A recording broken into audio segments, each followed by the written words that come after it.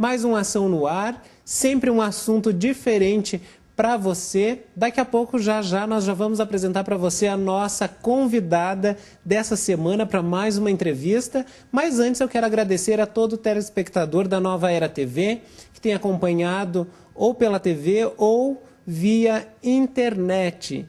Essa ferramenta tão importante que o pessoal pode estar acessando e acompanhando os nossos programas. Hoje o tema é polêmico, mais uma vez, né? Mais um assunto polêmico, racismo. Nós temos algumas tendências, alguns pensamentos e também ideias pré-concebidas, ou de pessoas, ou de raças, e muitas vezes nós nos colocamos superiores ou inferiores umas das outras em relação à raça, cor, sexo, mas sabemos que somos todos iguais, não só porque a lei diz isso, mas todos seres humanos e devemos ser respeitados e respeitar uns aos outros. Mas antes de apresentar essa convidada, eu quero chamar uma campanha, um VT de uns 4 minutos, apresentada essa campanha pelo Lázaro Ramos e fala sobre o racismo e traz alguns números que eu tenho certeza que você vai ficar espantado. Vamos ao VT. Foram usadas as cores de muitos continentes para pintar o brasileiro. As cores da África, as cores da Europa, as cores das Américas, as cores da Ásia. A combinação entre elas gerou infinitas identidades, culturas e sotaques dentro de um único país, o Brasil. Mas se a nossa diversidade é uma riqueza, por que ainda somos desiguais nas oportunidades? Se a nossa diversidade deve ser celebrada, por que crianças que nascem diferentes não têm direitos iguais? Veja e responda. Qual sorriso é mais bonito? Qual olhar é mais digno? Qual amor é maior? Qual vida vale mais? Alguma vida vale menos? O direito a sobreviver é garantido a todas as crianças. Mas uma criança indígena tem 2 vezes mais chances de morrer do que uma criança branca. A desigualdade também atinge as crianças negras. Elas têm 25% mais chances de morrer antes de completar 1 ano de idade do que as crianças brancas. O direito à proteção não tem etnia, mas a pobreza na infância tem cor. Atinge 32,9% das crianças brancas e 56% das crianças negras. Por quê? O direito a aprender também não tem cor, mas uma criança indígena tem quase 3 vezes mais chance de estar fora da escola do que uma criança branca.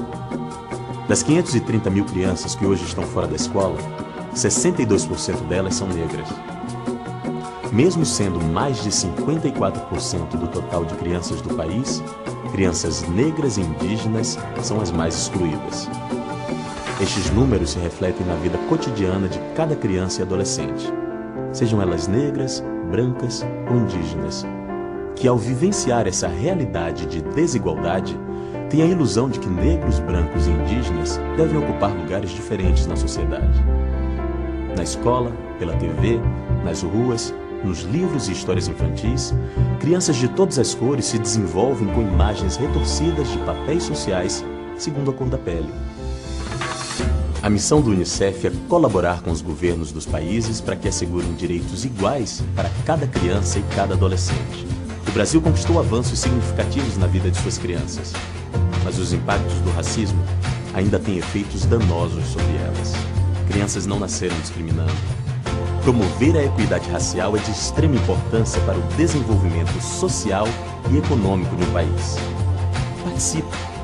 Cada um de nós pode garantir um país mais igual e sem discriminação para elas. Valorizar as diferenças na infância é cultivar igualdades.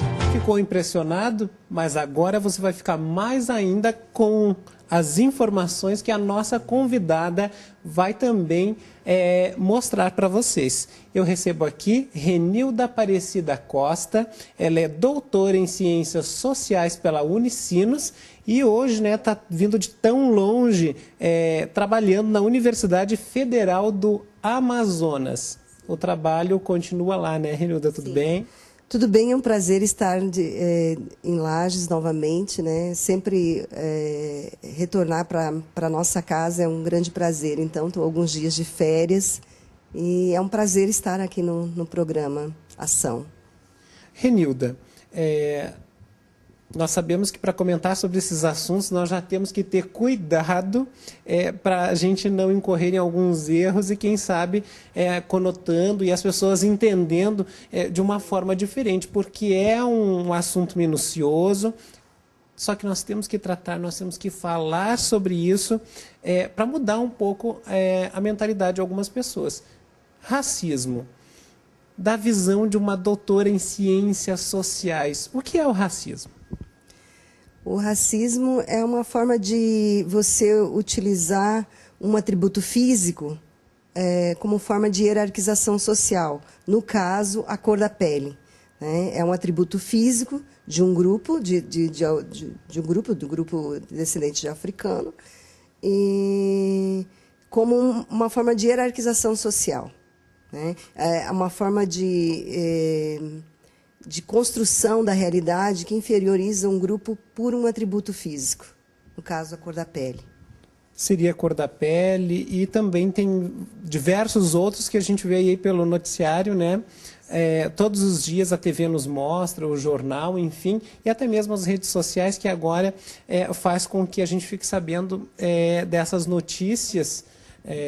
São diversas situações que nos deixam preocupados. Você acompanhou com a gente esse vídeo da Unicef e ali falou da questão de negros e indígenas. Sim. Os indígenas também sofrem, eu acho que lá no Amazonas, aquela região lá, você já Sim. consegue estar perto de uma realidade um tanto diferenciada para nós aqui do Sul. Então, a questão das relações raciais no Brasil, por isso que a gente chama de relações raciais, elas aconteceram a partir, né, do encontro de diversos grupos que a gente chama de grupos étnico-raciais, no sentido de que vieram para o Brasil europeus, né, já estavam aqui os indígenas, vieram os europeus, né, como colonizadores, e depois africanos também, e hoje tem uma gama de grupos étnicos que compõem, digamos, a identidade nacional brasileira. As relações entre esses grupos no Brasil nem sempre foram harmoniosas, né? Foram relações conflituosas, no sentido de inferiorização de alguns grupos, principalmente grupos indígenas e negros, por conta de uma construção que o racismo não é algo que nasceu aqui no Brasil. Ele já veio da Europa, né, a partir das teorias racialistas no século XIX, que apontavam que havia certos grupos humanos, havia um esforço dos cientistas europeus em fazer, comprovar cientificamente, a partir das ciências, ditas ciências, que não chamava de biológica, mas chamava de ciências naturais na época, de que os negros seriam inferiores a outros grupos humanos. E, por consequência, também, indígenas também.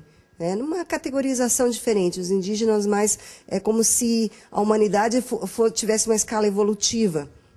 Os negros estariam no último ponto da escala. Os indígenas meio no meio e os europeus, principalmente brancos, estariam no topo da escala da humanidade. Hoje essa visão já foi retomada, principalmente pela mapeamento do DNA, que colocou, né, hoje as ciências biológicas, da genética, já deu a mão palmatória. Não existe, né, ela já mesmo apontou que não existe diferenças de intelecto entre os seres humanos. Renilda, o que mais chama atenção, além de todos esses pormenores que estão sendo colocados, é a questão dos números. Uma criança indígena, vamos falar um pouquinho das crianças. As crianças indígenas, elas têm 2 vezes mais chances de morrer e mais. Uma criança negra tem 25% mais chances de morrer antes de completar 1 ano. Não podemos comparar, mas comparado a uma criança branca. E os seus estudos, o que apontam? Bom, Já fazem 13 anos que tenho me dedicado, né, mais de 13 anos que venho dedicado a estudar relações raciais no Brasil e a influência no processo educacional. Né? Qual é a influência da construção das relações raciais no cotidiano escolar? Né? Como que você tem hoje, e tenho vivido isso intensamente também lá na Amazônia, porque você, numa mesma sala, você tem alunos na fronteira, você tem alunos indígenas, que lá tem, né, Ticuna, que é a maior etnia indígena, e no Vale do Rio Javari são 5 etnias com 5 línguas diferentes. Você tem na fronteira com a Colômbia e o Peru, então você tem numa mesma sala de aula alunos colombianos, alunos descendentes de peruanos, indígenas ticunas, né, e também brasileiros que moram nas cidades próximas. Então, como é que é essa interação? Mas Lages não é diferente. Né? Lages também tem uma população, a região, uma população bastante diversa, né, de origem europeia, negra e indígena. E o racismo, ele se permeia, ele permeia as relações, sejam elas familiares, sejam elas de trabalho, sejam elas no cotidiano escolar. Renilda, nós já encerramos o nosso tempo agora do primeiro bloco. Sim. E já deixamos essa tua frase. Como é que nós vemos, reformulando só um pouquinho, como é que nós vemos essas diferenças? Vamos a um rápido intervalo e já voltamos.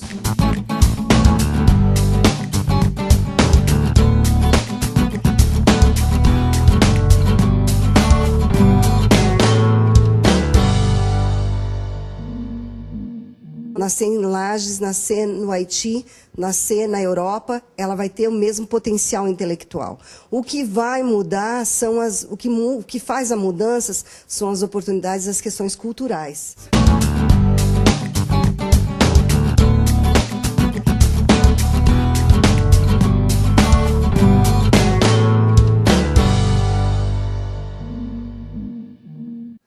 Voltamos. Para quem não acompanhou o primeiro bloco, eu estou aqui conversando com a Renilda Costa, que é doutora em Ciências Sociais. Ela está falando para a gente a questão dessa construção das relações étnico-raciais, essa questão do racismo, que é o tema central do nosso programa hoje. E antes de encerrar o primeiro bloco, nós falamos de nós perguntamos, né? Fizemos uma construção ali de uma frase quanto às diferenças, né? O que nós temos que fazer para respeitar essas diferenças? Olha, uma criança, ela não nasce aprendendo a odiar o outro pela cor dos olhos, pela cor da pele, pela sua opção sexual ou pela sua opção religiosa. As grandes guerras mundiais, se a gente for ver, foram guerras por questões que a gente chama de étnicas, por não aceitação do outro. E que retomar essa questão faz com que a gente possa crescer muito mais no Brasil. Não só superar as desigualdades, como você colocou, quer dizer, uma criança negra tem 25% mais de chance de morrer até os 5 anos, até um ano. O movimento negro travou uma luta externa, porque o governo brasileiro só reconheceu que havia desigualdades raciais no governo Fernando Henrique. Renilda, no primeiro bloco nós apresentamos um vídeo. Agora, neste segundo, a equipe foi para a rua e gravou, numa pesquisa assim, mais de opinião, a opinião das pessoas, o que elas pensam a respeito. Então nós vamos exibir agora, para depois a gente estar comentando ainda nesse segundo bloco sobre a opinião desses participantes. Então, vamos ao VT.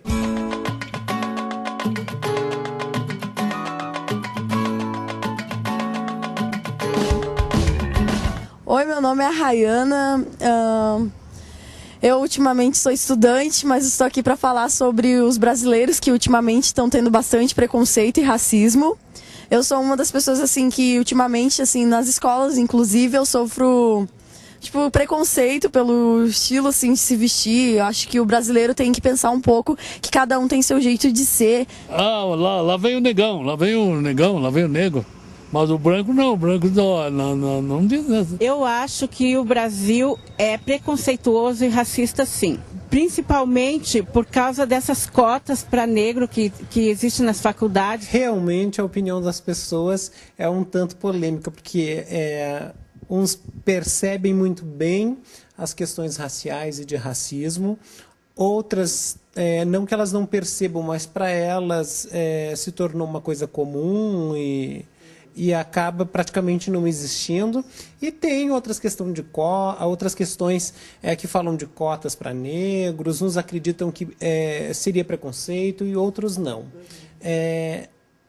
Assistindo a tudo isso, o que nós podemos concluir? Então é importante a gente perceber como que, por vezes, as pessoas têm essas visões, né? As visões, não equivocadas, mas as visões que as pessoas têm. Cada um de nós tem uma história de vida e tem uma bagagem, uma compreensão da realidade. Então, o Florestan Fernandes ele nos ajuda a pensar como que uma pessoa pode dizer, não existe racismo, ou então, eu não sou racista, mas como é que eu não sou racista? Essa sociedade é racista, mas ninguém é racista. Florestan Fernandes ele cunhou o que ele chama de o brasileiro tem preconceito de ter preconceito. Quer dizer, por mais que os dados do IBGE, do IPEA e os dados oficiais e também de pesquisas de pesquisadores de diversas universidades apontem que existem desigualdades raciais, pessoalmente as pessoas não assumem. No Brasil, por exemplo, houve uma pesquisa específica em Santa Catarina. Fernando Henrique e Ottaviani fizeram uma pesquisa. Por que Santa Catarina? Porque Santa Catarina era o estado que tinha a menor população negra. Bahia, porque tinha a maior concentração. Lá quem coordenou a pesquisa foi o professor Roger Bastide, que era um francês, que ele era coordenador da pesquisa. Em São Paulo, quem coordenou a pesquisa foi o professor Florestan Fernandes. Então, foram três. Essa pesquisa foi fundamental para mudar a visão que se tinha sobre o Brasil. Então, elas desvelaram que em cada um desses estados havia preconceito, mas que ele se dava, o rearranjo se dava de forma diferente. Em Santa Catarina, vou falar mais específico da nossa região, por ser uma região de agricultores, não uma região diferente de São Paulo, da plantação de cana, ou de Minas, onde você tinha 1000 escravos numa mina de carvão, uma mina de pedras preciosas. Lá, na região de Santa Catarina, você tinha pequenos agricultores tal, que tinham 1 ou 2 escravos, 3, 4, alguns escravos. Não no contingente que você tinha nas lavouras em São Paulo e também em Minas Gerais. E que isso pode ser passado de geração para geração e a própria criança dando seguimento nesse aspecto religioso, seguindo pai e mãe e algum grau de parentesco. Tá muito bacana, eu acho que não precisa nem fazer pergunta, né? Que ela já está respondendo diversas questões e curiosidades nossas. Nós vamos a um rápido intervalo, mas antes eu vou deixar a pergunta no ar que a Renilda vai responder para a gente depois. A pobreza da infância tem cor? Não sai daí, nós vamos a um rápido intervalo, já voltamos.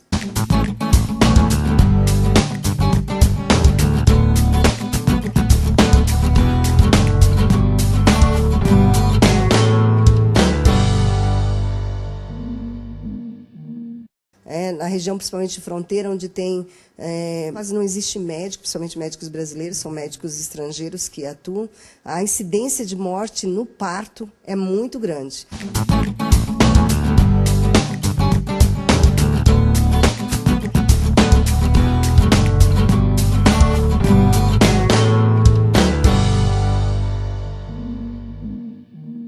Retomando o terceiro bloco, e nós encerramos o segundo com a seguinte pergunta: a pobreza da infância tem cor? E quem vai responder para a gente, quem não conhece ainda a nossa entrevistada, é a Renilda Aparecida Costa. Ela é doutora em Ciências Sociais e ela está falando sobre questões raciais, racismo. A pobreza da infância tem cor? Tem. A pobreza... Como colocou bem o vídeo, né? O vídeo estreado aí por Lázaro Ramos, as crianças negras e indígenas são as que se encontram em maior situação de fragilidade social em relação a acesso à saúde, educação. E muitas vezes eu dizer assim, mas o acesso é resolvido hoje.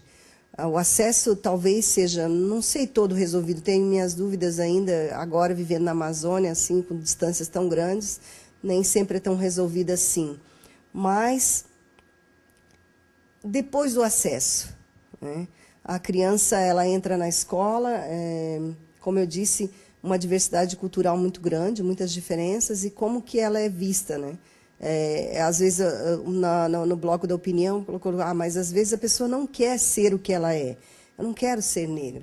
Né? Então, a construção, a gente, né, meus estudos são mais em sociologia, mas posso trazer, já tinha alguma leitura de psicologia, atua a partir de teóricos como Vygotsky, quer dizer, a minha representação, a minha subjetividade é construída a partir do olhar do outro. É o meu meio social que faz com que eu construa a minha identidade. Então, se o meio social diz que aquilo que eu sou, que eu represento, que o meu grupo étnico representa, é inferior, ou eu vou assumir essa inferioridade, eu posso ter duas estratégias. Eu posso assumir essa inferioridade, ou eu posso querer fugir dessa suposta inferioridade que é imposta pela sociedade. Então, por isso que você pode encontrar uma criança que pode dizer, não, eu não quero ser negra, ou eu não quero ser indígena, como eu já vi. Né? E hoje, com tantas mudanças, né, o próprio ícone pop aí mudou de cor, isso acaba abrindo muitas possibilidades para essas crianças. Nem vou entrar assim no mérito dessa discussão de Michael Jackson, porque parece que ele teve uma doença mesmo, então não vou entrar nesse mérito, mas pode acontecer de eu não porque eu branquear minha pele, mas eu, digamos assim, às vezes a criança negra ela não tem como branquear, mas eu tenho como me, digamos assim, me coibir, me internalizar aquilo. Né? E aí, ou parte para apatia, ou a criança fica apática, ou ela fica agressiva, entende? Porque ela vai revidar o tal do bullying aí, que eu digo que é um nome novo por questões que a gente já vivia já historicamente no Brasil. Porque o que é o bullying? Né? O que faz ter essa questão do bullying na escola? São as diferenças não reconhecidas. Só americanizou o nome, porque a gente já vivia racismo, a gente já vivia... Né, a religião de matriz africana já vive uma grande... inicialmente ela foi oprimida pela Igreja Católica, mas hoje ela vem, né, pelas igrejas evangélicas sendo atacada. Né? Você tem as crianças que têm pais com opção sexuais, ou elas mesmas jovens com opção sexual, né, agredidas na escola ou no espaço social onde ela está. Renilda, para enriquecer mais ainda o nosso programa, segunda parte do quadro Giro, e agora a Daniele e o David, eles têm, no total, são 2 perguntas para fazer para ti. Vamos ao vídeo.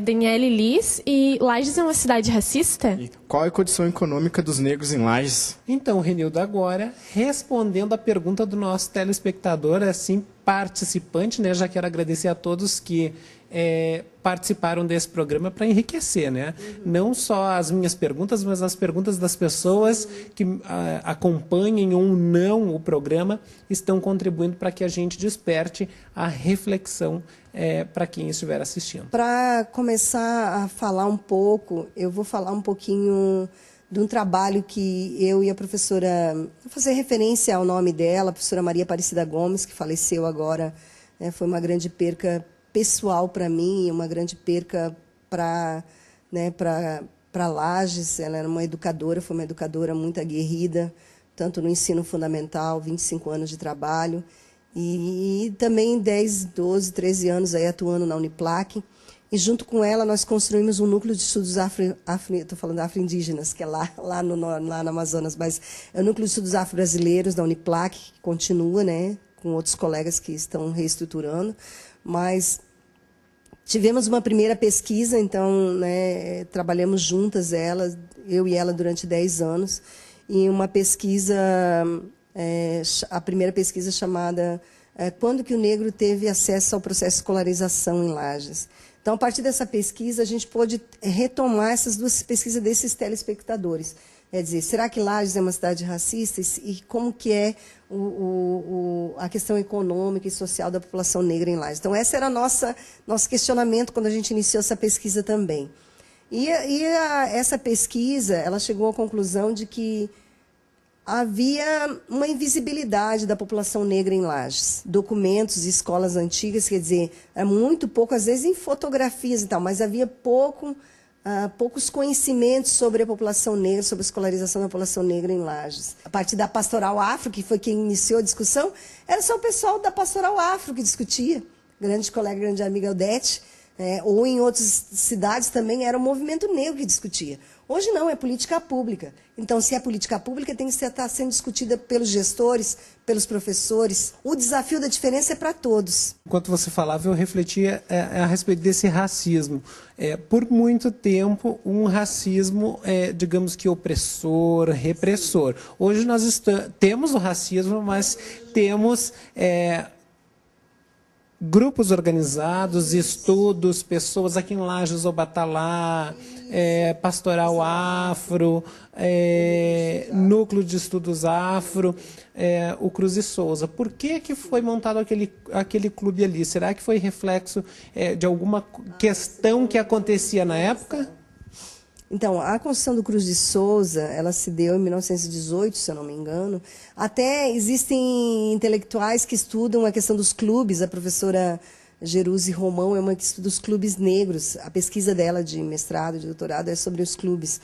E Lages é um dos municípios... Existem clubes negros em várias cidades, né, do Brasil e de Santa Catarina também. Quem escreveu muito, muito saudoso, o senhor Ataíde, Sebastião Ataíde, que tive a grande honra de fazer uma entrevista com ele, porque nós trabalhávamos, eu e a Cida, com uma pesquisa sobre memória e religião, memória da população negra e memória da religião também, né? Nós fizemos muitas entrevistas, né? Então, a gente teve a primeira pesquisa, depois a segunda era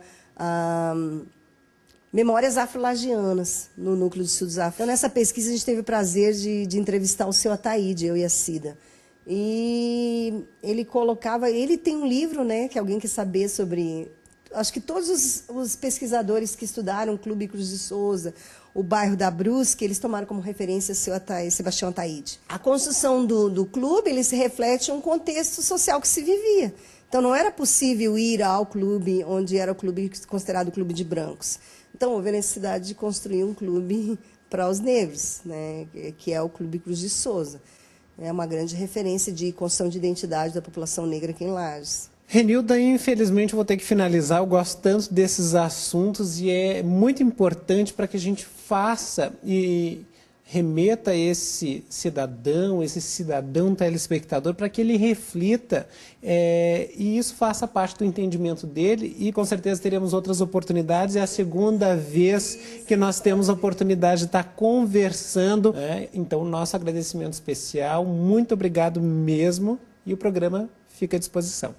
Então, eu gostaria de agradecer a você, Marciano, né, e ao programa Ação, a Nova Era, porque vejo da importância desse tipo de comunicação, de socialização de informação, né? Eu vejo que o jornalista ele tem um compromisso social, compromisso ético e social. E vejo que você tem construído ao longo da tua carreira esse compromisso ético, esse compromisso social com a realidade da região serrana. Então, só tenho a agradecer e fico à disposição. Tá certo, obrigado mais uma vez, Renilda. E obrigado a você também, querido telespectador, que sempre tem nos acompanhado, ou nas redes sociais, ou pela Nova Era TV. Eu te espero na próxima semana. Até lá.